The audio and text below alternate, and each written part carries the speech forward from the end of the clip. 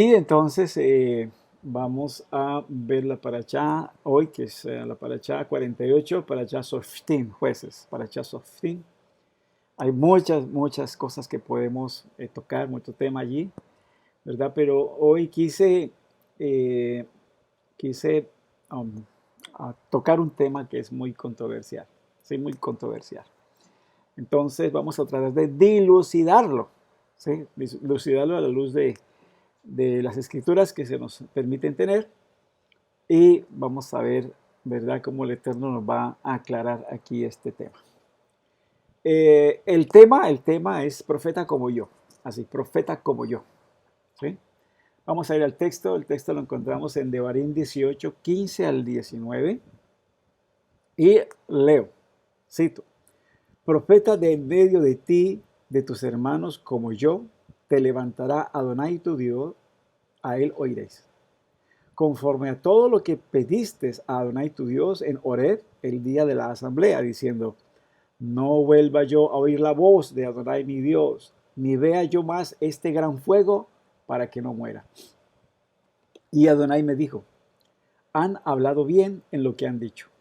Profeta les levantaré de en medio de sus hermanos, como tú, y pondré mis palabras en su boca, y él les hablará todo lo que yo le mande. Y sucederá que a cualquiera que no escuche mis palabras, que él ha de hablar en mi nombre, yo lo llamaré a cuentas. Yo lo llamaré a cuentas. Amén, bien, amén. Voy a cerrar aquí un momentico esto para que no haya interrupción. Muy bien, listo. Ok. Bien. Entonces, en esta paracha encontramos una de las declaraciones más polémicas, podríamos decir, que dijera Moshe Rabbeinu. ¿Con respecto a qué? Con respecto a otro profeta que el Eterno levantará como él. Entonces vamos a tratar de dilucidar, ¿sí?, con las declaraciones dadas por los emisarios de Yeshua, de qué personaje se trata, ¿sí? Entonces tenemos que ver allí, ¿verdad?, los emisarios, los enviados de nuestro Santo Maestro, que están hablando acerca de este profeta. ¿Quién es este profeta? Entonces, lo primero que debemos considerar es como quien dice este texto, ¿verdad? Moshe, como quien dice, ¿verdad? Y ahí dice, como yo, como yo. Entonces, allí está hablando Moshe, que sería un profeta como él, pero como él, ¿en qué sentido? Tenemos que aclarar eso, ¿sí? Entonces, para el judaísmo tradicional, Moshe es el más grande profeta que jamás haya existido, precisamente por el papel que jugó al ser para Israel y para ostentar estos títulos. Entonces, mucho cuidado ahí con eso. ¿Cuáles títulos? Dios, Moshe era sacerdote, Moshe era rey, Moshe era mediador, ¿sí? Mediador. Entonces, esto lo constituye obviamente un mediador excepcional entre Dios y la nación de Israel. ¿Sí? Tenía y ostentaba todos estos títulos. Entonces vamos a ver por las escrituras, ¿verdad?, todos estos títulos, ¿sí? Porque tenemos que corroborar con la escritura estos títulos, ¿sí? Y vamos a ver allí por la Torá, ¿verdad?, toda esta posición que ostenta Moshe Rabén. Si vemos nosotros el libro de Shemot, capítulo 4, verso 16, allí, acuérdense que Moshe estaba como contraviniendo la orden de Hashem, ¿verdad?, de él ir a salvar al pueblo, ¿verdad?, sacarlo de Egipto. Y ahí en esa, podríamos decir, esa discusión que tenía con Hashem, el Eterno le dice de la siguiente manera, hablando acerca de su hermano. Sí, al fin pues, el Eterno eh, ordena que entonces Aarón sea el vocero y Moshe, ¿verdad? Moshe sea el Dios para Aarón. Entonces dice aquí, y él hablará por ti al pueblo, acerca de Aarón. Y él te será a ti en lugar de boca. O sea, él hablará, llevará la palabra. ¿Quién? Aarón, su hermano. Y dice aquí, tú serás para él en lugar de Elohim. Tú serás para él en lugar de Elohim. Entonces, por eso Moshe también ostenta ese título de Dios. ¿sí? Pero Dios como juez, entendámoslo bien, dentro del el contexto hebreo, Dios allí es juez, ¿sí? Entonces, vemos allí entonces por la escritura por qué Moshe también se consideraba Dios, ¿sí? O se estaba el título de Dios, o Elohim, o un representante de Elohim que significa juez. Vamos a ver también lo que declaró su suegro cuando vino al desierto a encontrarse con Moshe, ¿sí? Acuérdense que él encuentra a Moshe, Moshe le da una calurosa bienvenida con los ancianos del pueblo, y de pronto pues se da cuenta que al día siguiente Moshe está sentado todo el día allí, ¿verdad? Juzgando al pueblo, atendiendo al pueblo, y entonces él se preocupa. Y dice el suegro preguntándole, bueno, ¿y tú qué haces aquí sentado todo el tiempo atendiendo a este pueblo? Entonces Moshe le responde, cuando tienen negocios o litigios, vienen a mí y yo juzgo entre el uno y el otro y declaro las ordenanzas del Eterno y sus leyes. Shemot 18:16. Sí, entonces vemos allí cómo Moshe atiende al pueblo y da el consejo divino acerca de los litigios que sucedían entre los hermanos. Vamos a verlo ahora como sacerdote, ¿sí? Como sacerdote. Primero, porque pertenecía a la casta levítica o a la tribu de Leví. Ustedes saben que la tribu de Leví fue escogida para el sacerdocio. Dice ahí Shemot 2:1, dice, un varón de la familia de Leví fue y tomó por esposa a una hija de Leví. ¿Sí? Entonces vemos que era levita por lado y lado, tanto de padre como de madre. ¿Quién era ese padre? Amram y su madre Jochebed. ¿Sí? Jochebed. Y porque además de ello, ¿sí? Era mediador. ¿Mediador entre quién? Entre el Eterno y la nación de Israel. ¿Sí? Él mediaba, él iba allá, hablaba con Hashem, traía, ¿verdad?, las ordenanzas de Hashem, la explicación que le daba Hashem acerca de la Torá, ¿sí? Instruía al pueblo, enseñaba al pueblo, e inclusive cuando se construye el Mizkan, él es el que inaugura el Mizkan y sus sacrificios, ¿sí? Entonces él instituyó e inició a los demás, ¿verdad?, en el sacerdote y el servicio, ¿verdad?, y en el Mizkan, según el Eterno le había ordenado. Entonces todo él lo hacía, ¿verdad?, conforme a lo que el Eterno le había mostrado y le había enseñado. ¿Se lo enseñaba a quién? A los levín, a todos los levitas que eran llamados a ser la tribu sacerdotal, ¿verdad?, de nuestra nación. Como rey también, ¿sí? Porque fue escogido por el Eterno para gobernar guiando, instruyendo, enseñando y sirviendo 40 años a la nación de Israel en el desierto. Y esto uno de los emisarios lo corrobora, ¿sí?, de nuestro Santo Maestro. Allí en Hechos 7:35, ¿sí?, Esteban, uno de los primeros mártires, ¿verdad?, dijo de esta manera, a este Moshe, el cual habían rechazado diciendo, ¿quién te ha puesto por príncipe y juez? Vea, esto lo dijo la nación cuando se fue en contra de Moshe. ¿Quién te ha puesto por príncipe y juez?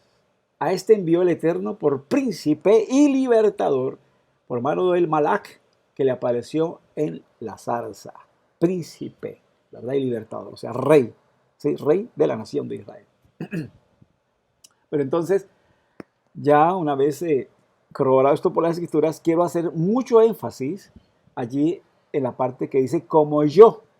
O sea, ahí yo quiero hacer bastante énfasis en lo que dice Moshe Rabbeinu, ¿sí? Porque ahí está hablando de algo muy interesante que vamos a ir desarrollando, ¿verdad?, en este estudio, ¿sí?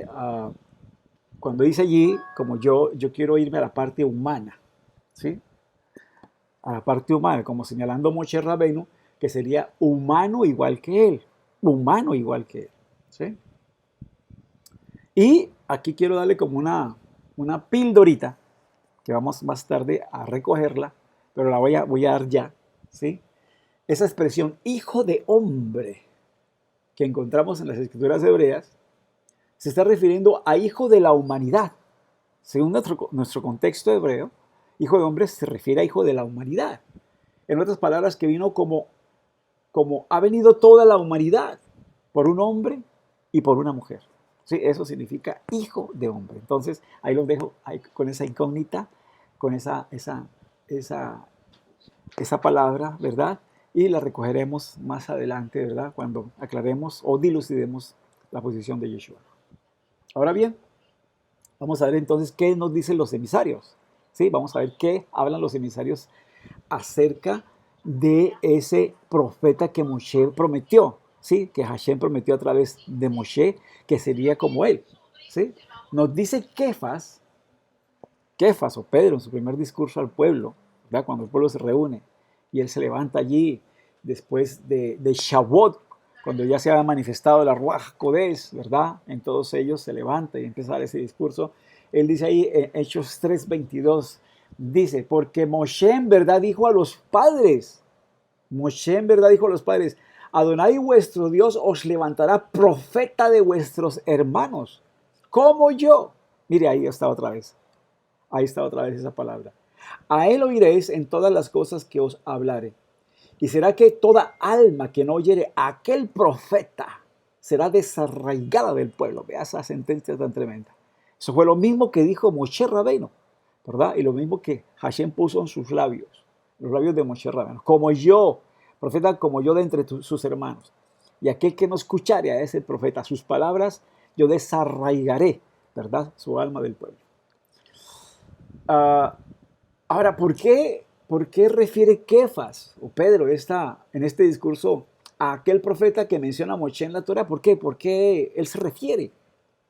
Porque si ustedes se dan cuenta, el contexto del discurso tiene como personaje central a Yeshua. Si ustedes se dan cuenta, van allá a Hechos, capítulo 3, se dan cuenta que el discurso de él, el personaje central es Yeshua. ¿Sí? Y lo señala, atención ahí, lo señala como aquel profeta que habría de venir a la manera de Moshe Rabbeinu. ¿Sí? Lo señala. Es el personaje central del mensaje que da Kefas allí a todos los congregados en esa fiesta de Shavuot, que vieron ese estruendo, que escucharon ese estruendo y toda esa manifestación sobrenatural cuando descendió la Ruach HaKodesh sobre los emisarios. Dio testimonio, ¿verdad?, de que ese que habló Moshe Rabbeinu era Yeshua HaMashiach. Muy bien. También lo encontramos. Acuérdense que por el testimonio de 2 testigos, y eso lo vemos en esta parasha, que tiene que haber mínimo 2 testigos para afirmar algo. Entonces aquí vamos a citar a otro testigo que está diciendo lo mismo, y es Esteban, el primer mártir, ¿verdad?, que murió creyendo en Yeshua y defendiendo su causa. Dice ahí en Hechos 7:37, dice Esteban, citado las mismas palabras de Moshe y señalando a Yeshua, ¿no?, como ese profeta prometido. Dice aquí, este es aquel Moshe, el cual dijo a los hijos de Israel, profeta os levantará Adonai vuestro Dios de entre vuestros hermanos como yo, a él oiréis. ¿Sí? Entonces, allí está hablando, obviamente, de Yeshua. Está ahí defendiendo, ¿verdad?, la causa de Yeshua. Y lo está defendiendo a él como el profeta prometido, ¿verdad?, allí en la Torah por Moshe. ¿Sí? Ahora quiero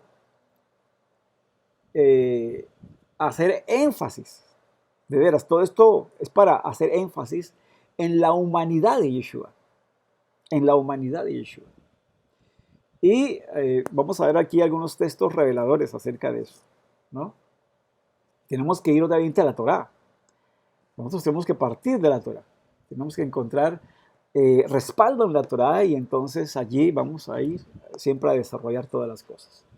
Vamos a ver lo que se le promete a Abraham, ¿sí? A Abraham en Bereshit 22:18, ¿sí? Miren lo que se le promete a Abraham. Dice, y en tu simiente serán bendecidas todas las naciones de la tierra, porque tú has obedecido mi voz. ¿Sí? Entonces, tenemos que ir allá, a los albores, ¿verdad?, de nuestro pueblo, el inicio, ¿verdad?, de la nación de Israel, y se le promete a Abraham que en su simiente, allí simiente es Bezerah, ¿sí? Es la palabra que encontramos nosotros, la palabra en el diccionario Strong, número 2233 o 2233, ¿sí? Y esa palabra en hebreo significa semilla fruto, posteridad, prole, sembrar, semen, carnal, descendencia, descendiente, estirpe, hijo, linaje. En tu cera, en tu semen, en tu linaje, en tu estirpe, en tu linaje, ¿verdad? En tu descendiente serán benditas todas las naciones de la tierra. Dice, en tu simiente serán bendecidas todas las naciones de la tierra, porque tú has obedecido mi voz. ¿Ah? Entonces, allí cuando pasa la prueba suprema, ¿verdad? La quedá de Isaac, ¿verdad? La atadura de Isaac, ¿verdad? Cuando lo va a ofrecer ahí en holocausto, ¿verdad? Perdón, allí en sacrificio, entonces el Eterno le dice eso, le promete, dice que de su simiente, de su cera, de su semen, serán benditas todas las naciones de la tierra. Tenemos que partir de allí, ¿sí? Quiero hablar acerca de la humanidad de Yeshua. En Bereshit 26:4 se le vuelve a decir, dice aquí, y multiplicaré tu descendencia como las estrellas del cielo, y daré a tu descendencia todas estas tierras. Y en tu simiente, allí otra vez, se está hablando de la palabra 22:33, ¿sí? Que encontramos hebrea, vencerá, serán bendecidas todas las naciones de la tierra, ¿sí? Génesis 26:5 dice, porque Abraham me obedeció y guardó mi ordenanza, mis mandamientos, mis estatutos y mis leyes. Ahí está, ¿sí? Entonces, ahí se le promete, si no estoy mal, esa Yisha, ¿verdad? Que también será bendita en su simiente todas las naciones de la tierra. Y lo mismo que se le prometió a Jacob, que se le prometió a Isaac, y se le prometió, ¿verdad? A otro personaje más, y es a Jacob, ¿sí? Entonces aquí a Abraham, Isaac, a Jacob se le dijo lo mismo. ¿Sí? Lo mismo que se le prometió a Abraham se le dijo a Jacob. Y acuérdense ustedes cuando él tuvo el sueño de la escalera, donde había esa escalera que subía al cielo y que descendían ángeles, subían y descendían ángeles, ¿verdad? Allí, cuando salió de la casa de sus padres a Harán. En Bereshit 28:14 dice, también tu descendencia será como el polvo de la tierra y te extenderás hacia el occidente y hacia el oriente, hacia el norte y hacia el sur. Y en ti y en tu simiente, otra vez se le dice, tu cera, serán bendecidas todas las familias de la tierra. Todas estas expresiones, ¿verdad? Simiente que encontramos aquí es la palabra 22:33. Ustedes lo pueden encontrar si tienen el diccionario de Strong allí.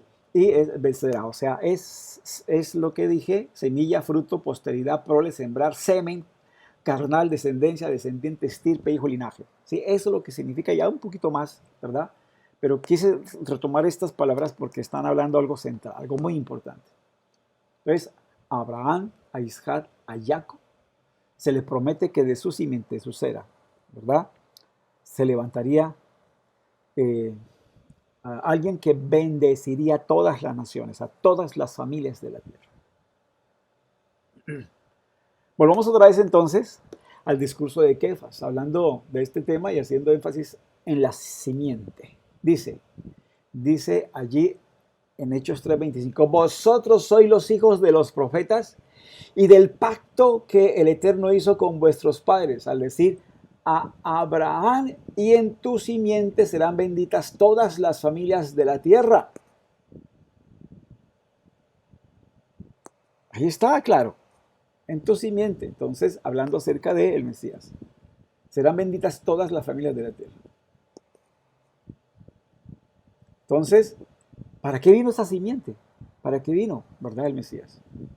Dice el Hechos 3:26, para vosotros en primer lugar, el Eterno, habiendo resucitado a su siervo, le ha enviado para que os bendiga a fin de apartar a cada uno de vosotros de vuestras iniquidades. Wow, vino para eso. Acuérdense que un redentor vendrá a Sion y traerán buenas nuevas a Jerusalén. Acuérdense de esa palabra que citamos nosotros allí en la Havdalah, ¿sí? Un redentor que apartará la iniquidad, ¿verdad? De Jacob, apartará, quitará la iniquidad, los pecados peshá, o sea, los que no tienen provisión en la ley levítica. Acuérdense allí, y ahí se está hablando del Mesías. Ese texto está hablando acerca del Mesías, ese texto de Isaías, ¿no? Y dice aquí, le ha enviado para que os bendiga a fin de apartar a cada uno de vosotros de vuestras iniquidades. Porque esos pecados, o sea, esos pecados de iniquidad, pecados al estilo Peshá, que no tienen prohibición en la ley levítica, sino el castigo de Caret, ahora pueden ser espiados por la capará perfecta que hizo Yeshua HaMashiach. Ese es el emisario. Ese es el emisario que traía buenas nuevas, que trajo buenas nuevas y que sigue trayendo buenas nuevas a Jerusalén y a todos aquellos que creen en él. Entonces, sabemos por las escrituras, ¿verdad? Que Jesús, con toda su teología, estoy hablando ahora de Jesús, con toda su teología inventada como tal, puede, por sus efectos salvíficos, atención aquí, apartar del pecado y hacer renacer a una persona de nuevo. Eso lo hace Jesús, con su teología y todo, o sea, con el cambio que le hicieron de todo, de su nombre y de su personaje, y haberlo, yo digo, secuestrado de su contexto hebreo y haberlo arreglado, ¿no? Aquí a la manera de Roma, a manera, ¿verdad?, de la teología, ¿verdad?, grecorromana helenista, a pesar de todo eso, ¿sí? Tiene efectos salvíficos para apartar del pecado y hacer renacer a una persona de nuevo. Pero la teología creada a su alrededor te aparta de la Torah. Atención ahí. La teología creada a su alrededor te aparta o aparta a la persona de la Torah, de Israel y del pleno conocimiento del bien y del mal.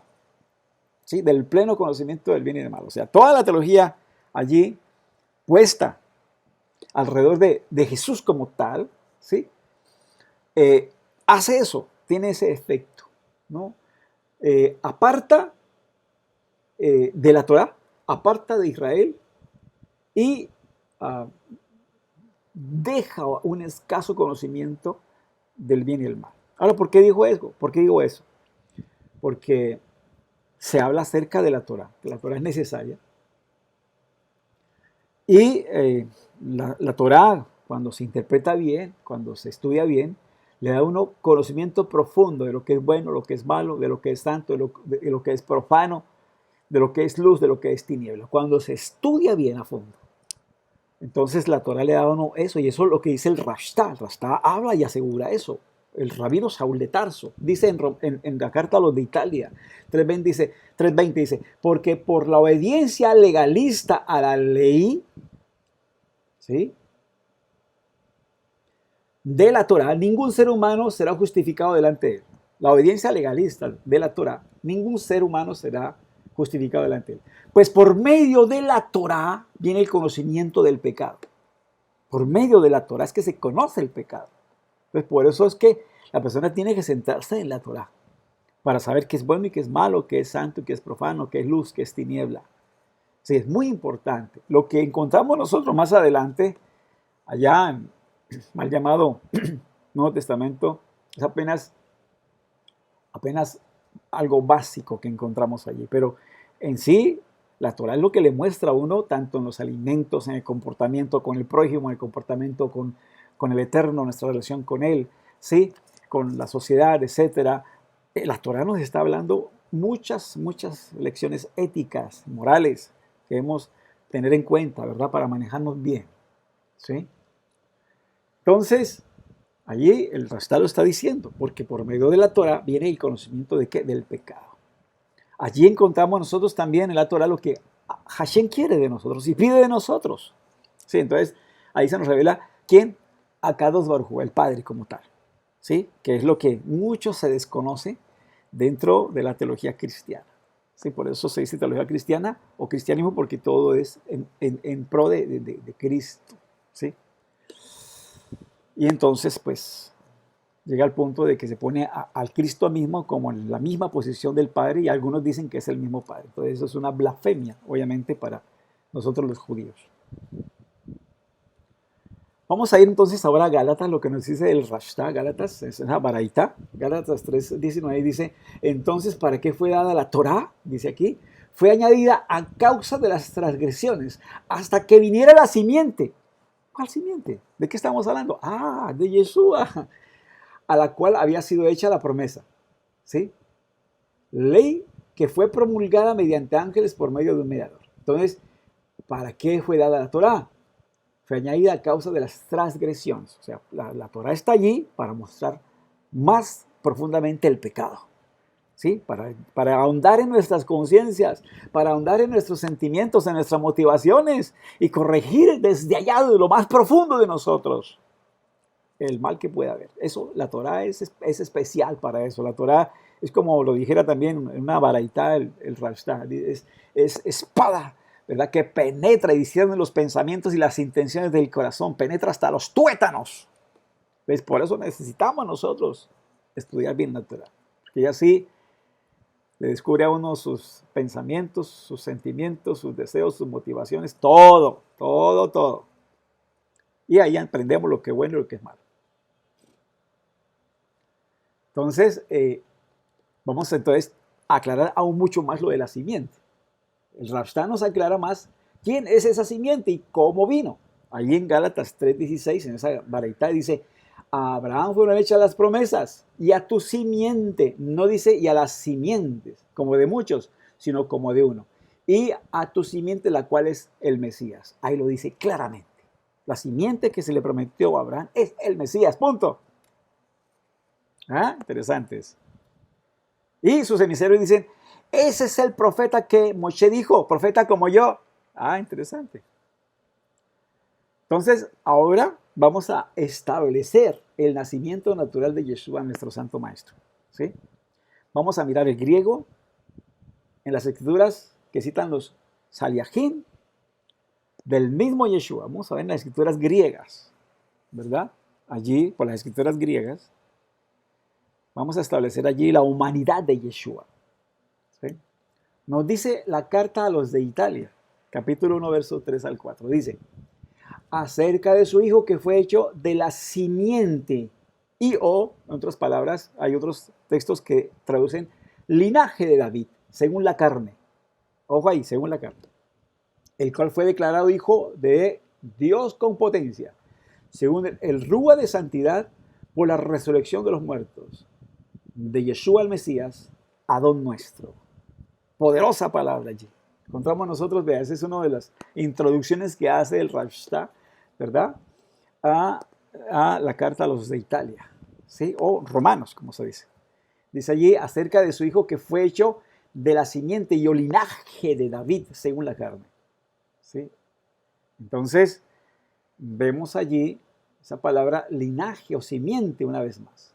Cuando vamos al griego, allí en esa parte, el griego, simiente o linaje es la palabra 4690 de Strong. En el diccionario Strong es la palabra 4690. Y esa palabra significa esperma. Spermatos en griego, esperma en español. Entonces aquí se está hablando de que vino efectivamente de una forma biológica, natural, por la línea de David. ¿Sí? Ahí dice acerca de su hijo que fue hecho de la simiente y o linaje de David según la carne. O sea, que viene por descendencia de David. Viene por la descendencia de Judá, ¿verdad? David. Y David viene el Mesías. También lo encontramos en otra de las cartas, 2 de Timoteo 2:8, dice: acuérdate que Yeshua el Mesías, el cual fue de la simiente de David, ahí otra vez, esa palabra simiente de la 4690, griega, que encontramos en el diccionario de Strong. Resucitó de los muertos conforme a mi besorá, o sea, conforme a mis noticias buenas, a mi evangelio. Entonces, lo vemos allí muy claramente definido, que viene del linaje, de la simiente, de una forma natural. Y Yohanan también lo dice allí en Revelaciones, o Marot HaElohim, o sea, las revelaciones del Eterno, ¿verdad? O Apocalipsis. Aquí sí, el mismo Yeshua, o sea, el mismo Yeshua lo dice, él mismo lo declara. O sea, él mismo declara que vino de una forma natural y que es del linaje de David. Él mismo lo declara. Vamos a verlo. Ahí en Apocalipsis o Marot HaElohim, ¿sí? Revelaciones del Eterno, ¿sí? Y el mismo Yeshua lo declara. Él dice ahí, en Apocalipsis 22:16, dice, dice así, yo Yeshua, vea, yo Yeshua he enviado a mi Malach para daros testimonio de estas cosas a las Keilot, lo que se traduce como iglesias, Keilot. Yo soy la raíz, atención, y el linaje de David, ojo ahí, la estrella resplandeciente de la mañana y de la mañana. Entonces, ahí cuando dice linaje de David, aquí la palabra en el diccionario Strong ya no es la 4690, ¿sí? Es la palabra griega y es interesante aquí, ¿verdad? Es la 1085. ¿Y qué quiere decir la 1085? Habla de genos o genes. O sea, dice aquí familia, pariente, clase, linaje, natural, por la línea natural de David. Vengo por la línea natural de David. Está diciendo aquí el mismo Yeshua. Vengo de la familia de David, soy pariente de David, tengo los genes de David. Soy de su clase, de su linaje. Eso es lo que nos dice aquí en griego, yendo al idioma griego, viendo esa palabra en ese texto que encontramos en Maroja Elohim, o sea, Apocalipsis 22:16. El mismo Yeshua lo está afirmando, lo está diciendo. Entonces, vemos que fue humanamente concebido, humanamente vino, apareció humanamente. ¿Y por qué específicamente Yeshua se refiere a David como descendiente, verdad? Como el descendiente de David. ¿Por qué? ¿Por qué? Porque a David se le hizo la promesa de que de sus entrañas el Eterno levantaría a uno que se sentaría en su trono para siempre. ¿Refiriéndose a quién? Al Mesías. Acuérdense que él quiso construir casa al Eterno, y entonces el Eterno dice, tú me vas a construir casa a mí. Yo estoy siempre en un Mizcán, si habito en un Mizcán siempre, y tú me vas a construir casa a mí. De cierto te digo, cuando le hace la promesa a David, ¿sí? Por esa intención hermosa que tenía David de construirle casa, ¿sí? A pesar de que dice que los cielos de los cielos no pueden contener, pero David quería hacerle casa, que habitar aquí con nosotros, con su pueblo. Y entonces el Eterno le da esa promesa. Le dice a David de la siguiente manera, y en 2 de Samuel 7:12 dice, y cuando tus días fueren cumplidos y durmieres con tus padres, yo estableceré tu simiente. Otra vez la palabra 22:33 de Strong, que habla acerca de cera, semen, ¿sí? Después de ti, yo estableceré tu simiente después de ti, la cual procederá de tus entrañas, y aseguraré su reino. Este texto está hablando acerca del Mesías, un rey que se sentará para siempre, ¿sí? Entonces, vendría del linaje, por la línea natural de David, ¿sí? De su descendencia, ¿no? Entonces, allí vemos nosotros que cuando se cita la prosapia o se cita la genealogía de Yeshua, ¿sí? O se va a establecer la genealogía de Yeshua, por eso aparece allí Joseph, la genealogía de Joseph, o sea, viene hasta Joseph. En una viene desde Adán hasta Joseph y otra viene desde un poquito después, ¿sí? Para mostrar que viene por la línea de David, ¿sí? Hasta Joseph, ¿sí? Y para dar fe de su descendencia natural. Dice Matillahu 1:1 o Mateo 1:1, dice, libro de la genealogía o Sefer Hatoldot de Yeshua HaMashiach, o libro de la genealogía de Yeshua el Mesías, hijo de David, hijo de Abraham. Inmediatamente lo remite, ¿sí? Hijo de David, hijo de Abraham. O sea, a Abraham se le prometió que es su simiente y a David también que es su simiente, ¿verdad? Y así podríamos coger, ¿verdad? A Jacob, a Ishaí, ¿no? Y lo que han hablado los profetas, de que vendía de una forma natural, ¿sí? Entonces, allí vemos nosotros, ustedes pueden ver, así empieza la genealogía. Interesante eso, así empieza la genealogía. Dice, libro de la genealogía de Yeshua, el Mesías, hijo de David, hijo de Abraham. Y entonces ahí empieza a hablar todos sus descendientes, hasta Joseph. Hasta Joseph. O sea, Joseph fue el padre de Yeshua. No el padre putativo ni el padre adoptivo, no, para nada, porque dentro de la ley judía eso no se hereda por adopción. O sea, el ser rey no se hereda por adopción, el ser sacerdote no se hereda por adopción, el pertenecer a una tribu como tal no se hereda por adopción. Eso no es posible. Eso jamás sucede dentro de la ley judía, jamás. ¿Sí? El hijo es de tal tribu, de tal padre, de tal tribu, y si es de la tribu de Judá puede llegar a ser rey. Si no es de la tribu de Judá no puede llegar a ser rey. Si es de la tribu de Leví es sacerdote, ¿verdad? Si no es de la tribu de Leví no es sacerdote. Entonces ya yo les había dicho que por el padre el hijo hereda ¿qué? El sacerdocio, el ser rey, el pertenecer a una de las tribus y el territorio asignado para esa tribu. Eso hereda de parte del padre. Y de parte de la madre hereda que la judeidad como tal. La judeidad. ¿Sí?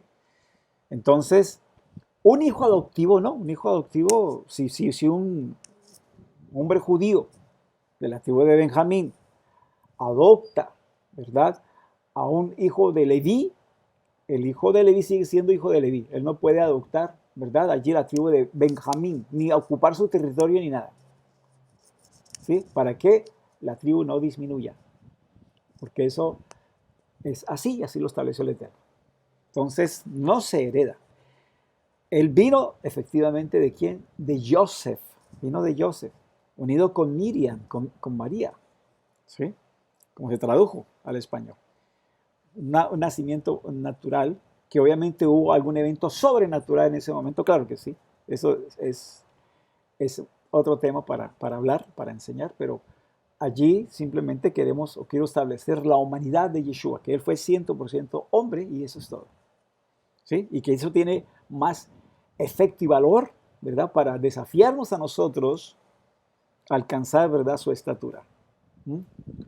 Bien, entonces recordemos cómo le llamaban también en sus días. Acordémonos cuando él se manifestó a Israel.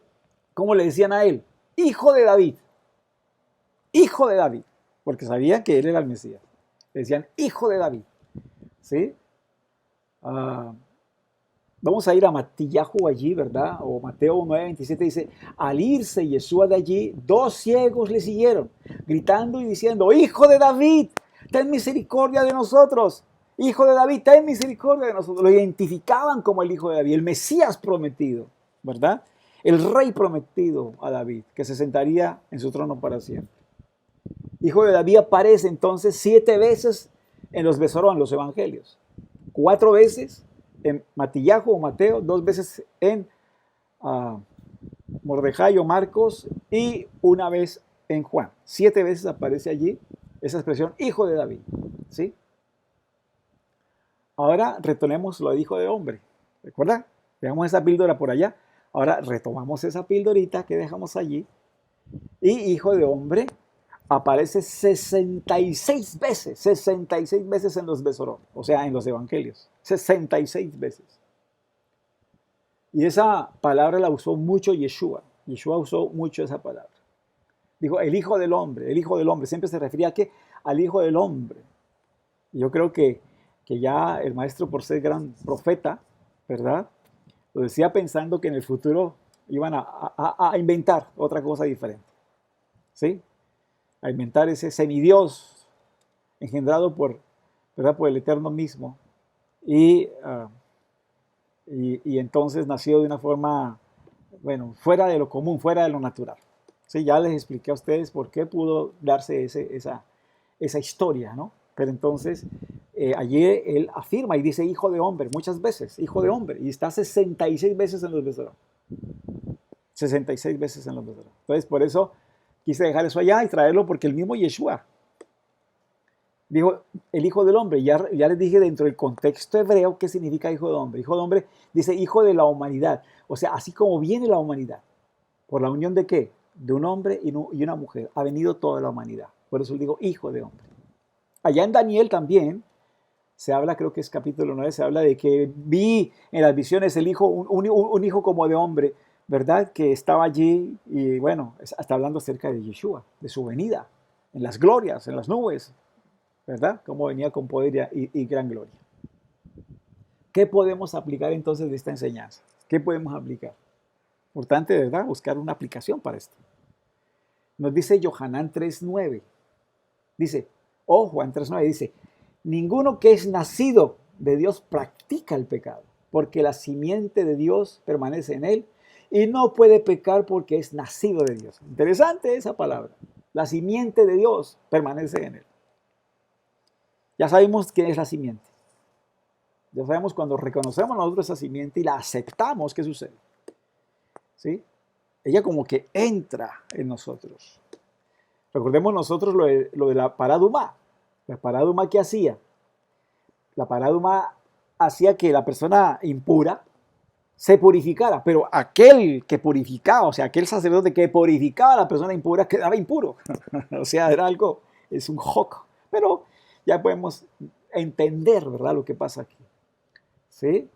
Cuando tú crees en Yeshua y lo aceptas y lo recibes con una Teshuvah Shelema, o sea, una perfecto arrepentimiento, entonces, ¿qué sucede? Sucede ese cambio, o sea, queda el pecado en qué? En él.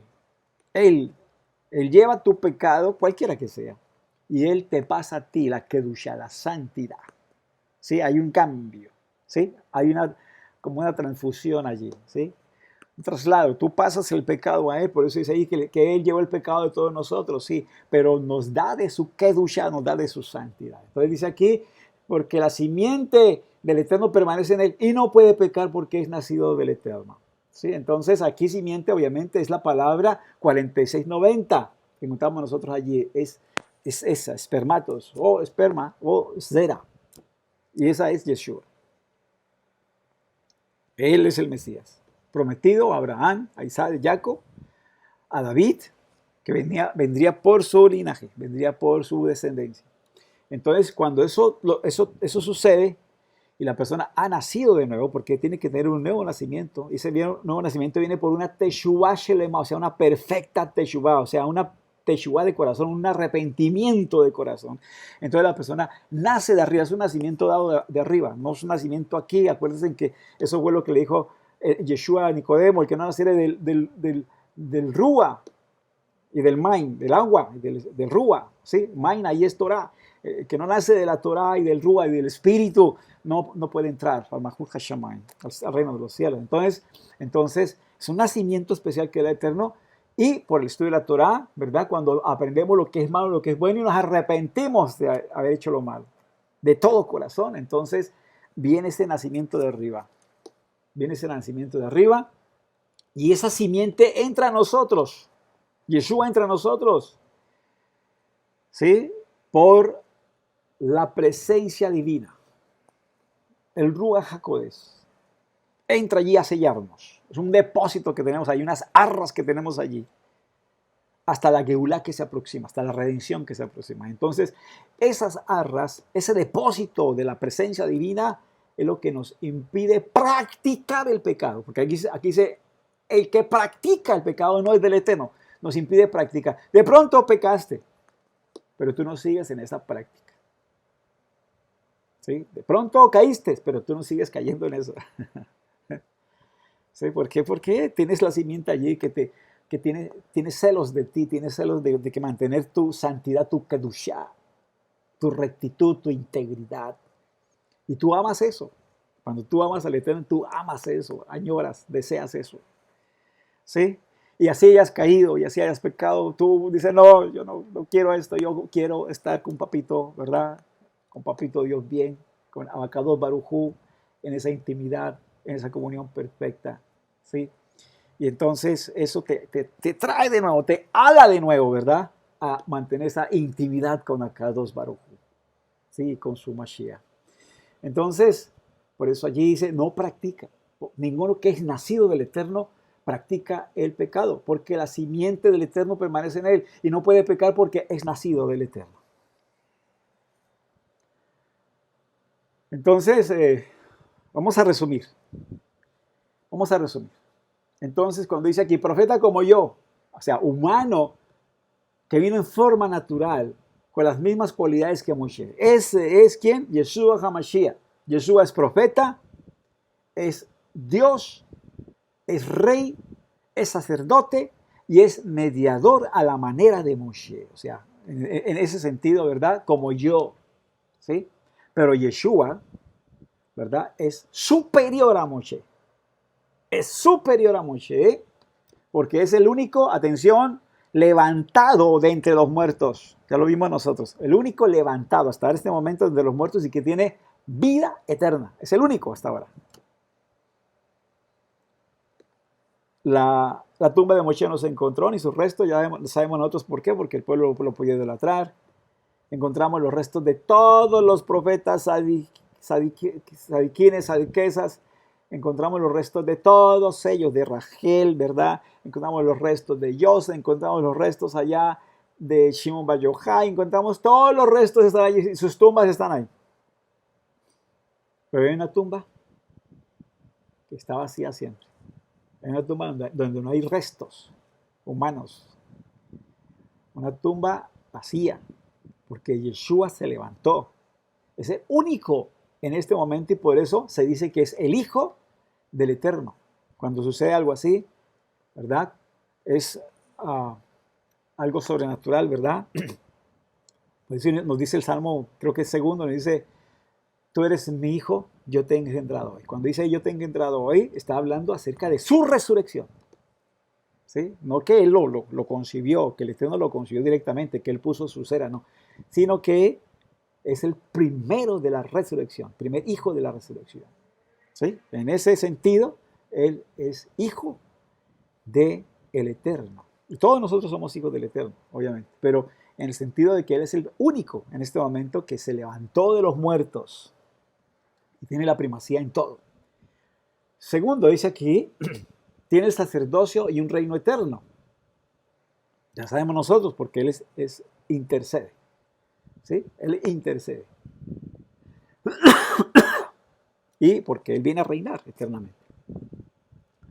Otro punto, porque está sentado a la diestra del Padre en los Shamayim, como Cohen Gadol de los bienes venideros. Está sentado a la diestra del Padre. No hay ningún otro más. Pero él es el único que ha entrado en esa luz inaccesible que tiene el Padre y está sentado a su diestra. ¿Sí? Y es Cohen Gadol de los bienes venideros e intercede por nuestro pueblo y por cada uno de nosotros hasta que todos los enemigos de nuestro Padre queden puestos bajo el estrado de sus pies. Y vendrá por segunda vez, sin relación con el pecado, para salvar a los que le esperamos e instaurará en esta tierra el reino milenial prometido. Así es. Entonces, por eso él es superior que Moshe. Superior en todo sentido. Que el Eterno nos ayude y que el Eterno lo envíe pronto, muy pronto en estos días. Amén, ve amén. Amén, ve amén.